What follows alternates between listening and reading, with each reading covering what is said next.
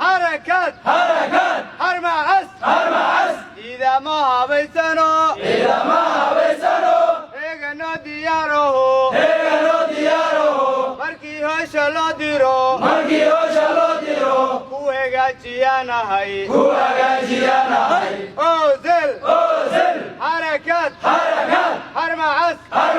taliya ku-xigeenka ciidamada booliiska Soomaaliya sareeyo guuto Cismaan Maxamed Cabdullaahi Kaniif oo maanta soo gaaray magaalada Dhuusamareeb ayaa galinkii dambe ee maanta waxa uu kormeer ugu tagay ciidamada booliiska gaarka ah ee Haramcas kuwaas oo ka howlgala magaalada Dhuusamareeb ee caasimadda dowlad goboleedka Galmudug waxa uu ku amaanay howlaha ay ka wadeen bilihii la soo dhaafay deegaanada Galmudug gaar ahaan magaalada Dhuusamareeb waxa uu sheegay hawshaasi in ay tahay mid qaranka ay u qabteen isla markaana abaalmarin ay ku mudan yihiin iyaga iyo saraakiishuba waxa uu guddoonsiiyay salaan uu kaga siday taliyaha ciidamada booliiska Soomaaliyeed waxa uu sheegay in taliyuhu dhawaan uu soo gaari doono deegaanadan si uu ugu kurgalo xaaladda ciidamadan ay ku sugan yihiin iyo howlaha ay ka hayaan deegaanadan dowlad goboleedka Galmudug aad baan kugu faraxsanahay shaqadiina runtii waxa soo hoyseen guulo sharaf leh oo ciidanka booliiska iyo Soomaalida dhan ku faanto ba soo hoyseen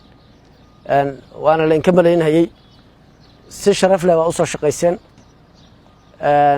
waan kaga mahad celinayna waxaan ku salaamayaa kaga wada taliyihii booliiska oo hadda u sheegay inaan soo aadayo yiri ugu salaan asaguna waa imaan doona hadii Ilaahay idmo marka anigu waxaan kugu imid meeshan shaqadan haysaan inaan la xoojino iyo booliiska oo dhan maaragtay shaqada uu ka hayo Galmudug inaan maaragtay aan dardar gelino kugu nimid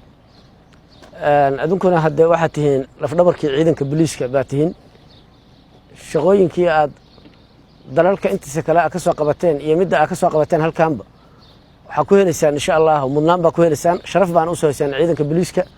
waana kaga mahad celinayaa idinka iyo taliyaashiinaba shaqo fiican baad qabateen oo aan ku faani karno runtii ciidamadan Haramcas oo ka howlgala magaalada Dhuusamareeb ee caasimadda dowlad goboleedka Galmudug ayaa waxa ay door muuqda ka qaateen howlaha ka soconaya deegaanada Galmudug gaar ahaan magaalada Dhuusamareeb ee dhismaha Galmudug iyadoona shirkii dib u heshiisiinta ee bilo ka hor lagu soo gabagabeeyay magaalada Dhuusamareeb sugidda amnigiisa si wacan uga qayb qaateen haddana ay u diyaarsan yihiin howlaha ka dhiman dhismaha Galmudug inay ka sii qayb qaataan Maxamed Cabdi Maxamed warbaahinta qaranka Dhuusamareeb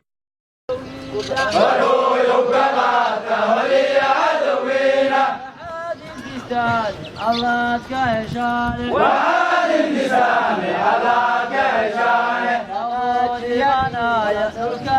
نجوغا أودينا يدرك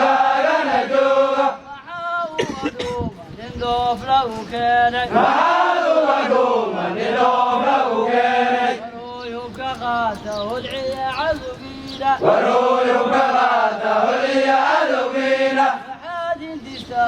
الله كهشانه وعاد النسان الله كهشانه أضودي منايا دلكا نجوغا أضودي منايا دلكا نجوغا محاو غدوما نندوف له كانت محاو غدوما نندوف له كانت